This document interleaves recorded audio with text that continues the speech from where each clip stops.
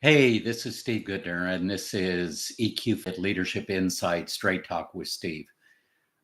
I want to say first, it's Labor Day. So thank goodness that we have an amazing workforce in the United States. Part of my calling and my purpose is to help leaders and organizations create the very best possible workplace environment for a multitude of reasons to ensure that employees can engage and invest themselves into the work so that we can create teams that feel like partnerships instead of dictatorships, so that we can create cultures that help people thrive in the workplace. There's some recent statistics I've seen that are really concerning, and I don't think it's a surprise to anybody. And I'm speaking specifically today to all of us who are leaders in any sense of the word. Some of us may be in a C-suite, some of us may be directors, managers, leaders.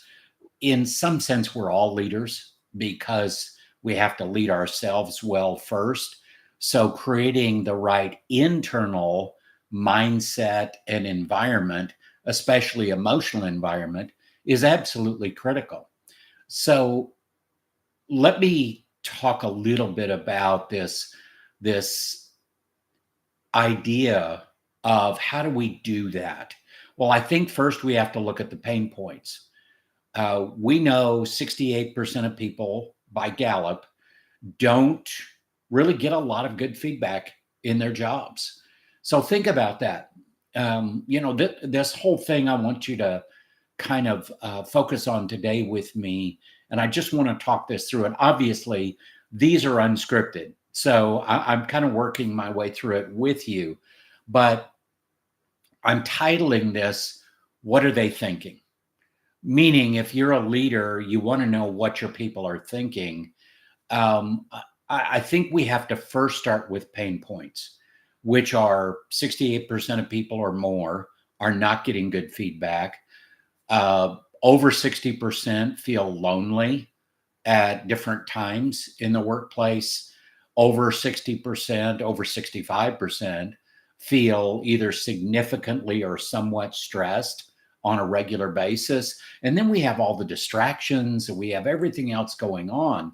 So no wonder employee engagement levels are low. And I'm not going to dive into that today. I've done that in other videos, and I'll continue to do that in blogs, podcast episodes, and here as well.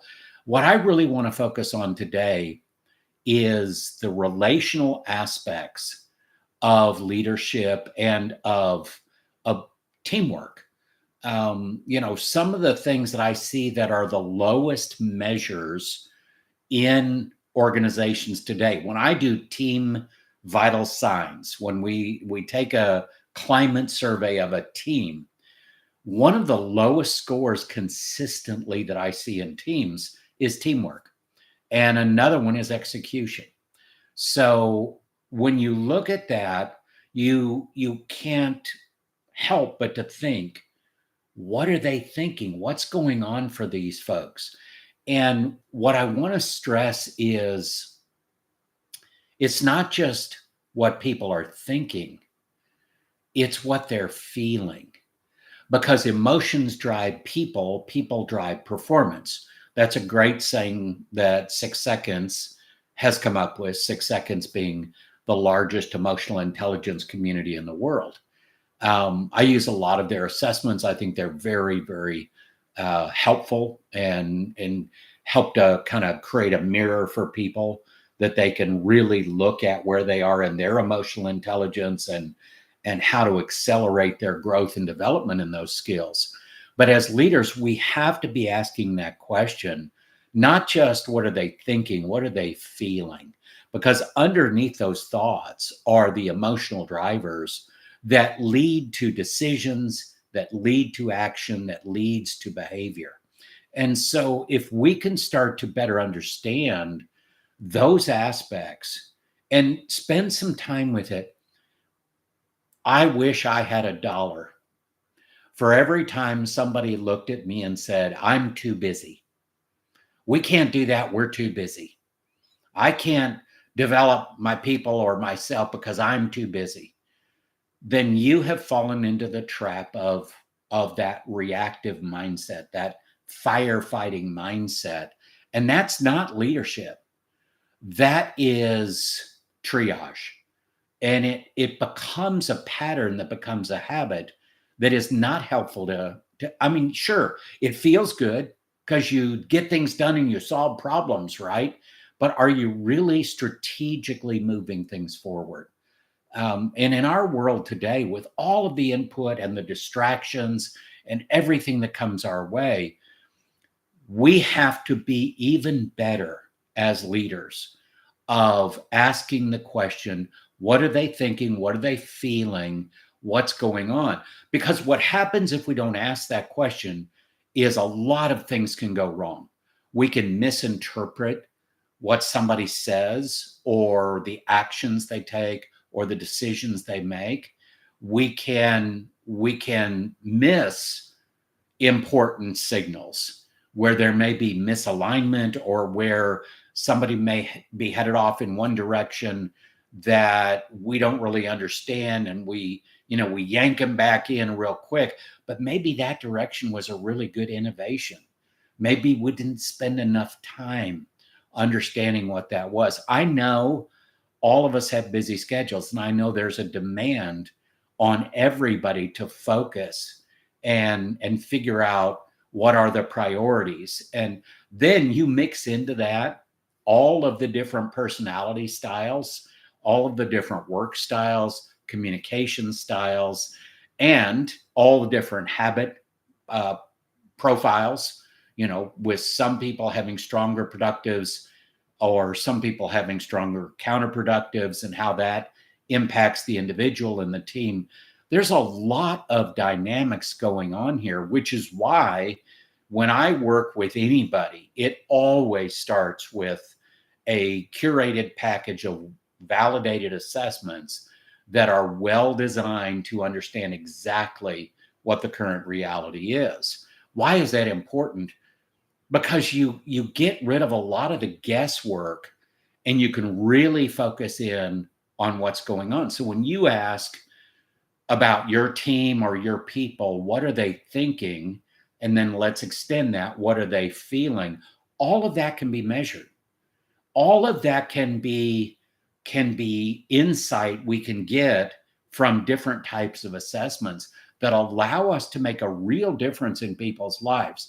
So I said, today's Labor Day. I'm doing this video on Labor Day. I think we need to be very authentic about why we're here.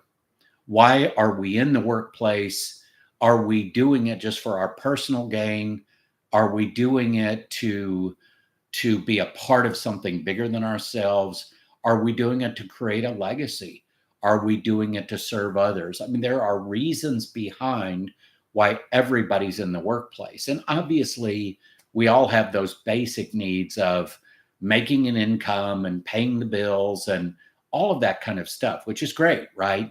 We need to, but those are actually byproducts of why we're in the workplace. And if that is your primary mission in the workplace, then you're leaving a lot on the table, because there's a lot more to the workplace than just making money and accomplishing goals and all of that. There is the long-term relational aspects. There's the legacy aspect. There's so many things. I mean, ask yourself this question. What are you thinking when it comes to why you're in the workplace? What are you feeling about you being in the workplace? Are you in a workplace right now that you don't like? Are you in a culture that you don't like? Why do you stay if that's the case? How much does success and money weigh against satisfaction and the feeling of fulfillment, the feeling of making a difference, doing something, that is being a part of something bigger than just yourself. I mean, those are things we have to consider. And obviously, everybody's answer is going to be different. We're going to weigh those things differently. Back to our original question, what are they thinking? That is something that is fairly easy to discern when we take the time and use the right tools to do that. And it's so important because employee engagement levels in the US right now, by the latest Gallup survey, is 31%, which is horrible. That's 3 in 10 employees that will actually be committed to the job. And we've got all these cute phrases we hear nowadays: quiet quitting, quiet cracking. That's a new one I heard the other day. What's that about? Well, it's kind of like quiet quitting, only it's kind of on a road to burnout. And so there's all these different things going on in the workplace. How do we get ahead of those? What I'm trying to do in these videos is help provide some real answers. And the first thing we do is we have to understand what people are feeling to really understand what they're thinking and the impact of what those things bring into the workplace, because emotions are contagious.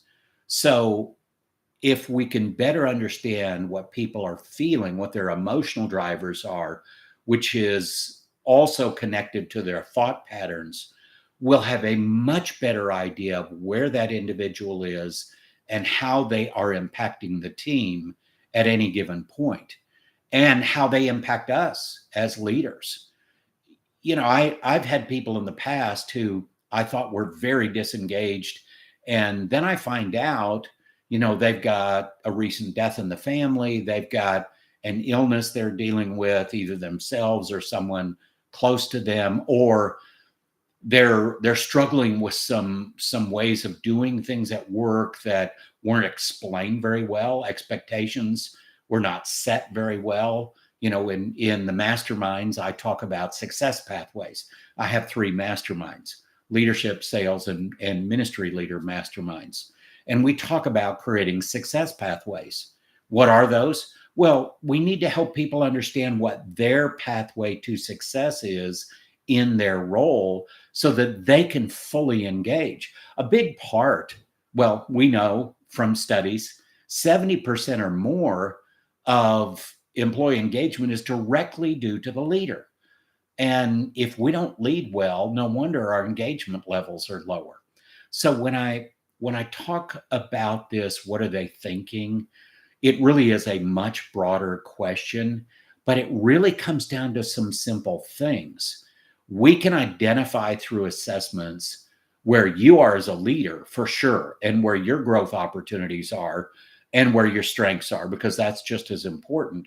We can also identify those things for individual contributors, for team members. Where are they? What are their challenges? How can we support them? And then there's skill development. That's another thing we include in the masterminds: habit transformation, emotional intelligence, higher rational thinking skills, and specific skill development for those 3 different areas, leadership being one of those. Because the better we can lead ourselves, the better we can upskill ourselves, the better we can impact the workplace and our team. And whether you lead leaders of teams, or whether you lead a team yourself, or maybe there's just 2 or 3 of you in your little area of influence, you are a leader, and understanding where people are and what they're thinking is so important. Between now and next Labor Day in 2026, what can you do to improve the environment that you're working in for you and for your people, so that you can thrive and they can thrive, so that the things that they're thinking and feeling a year from now will be very positive, very productive, very effective and impactful, not just for you and the team, but for everybody you touch. customers, stakeholders, whoever it happens to be. Think about that under the heading of what are you thinking? And I will see you next time. Have a great week.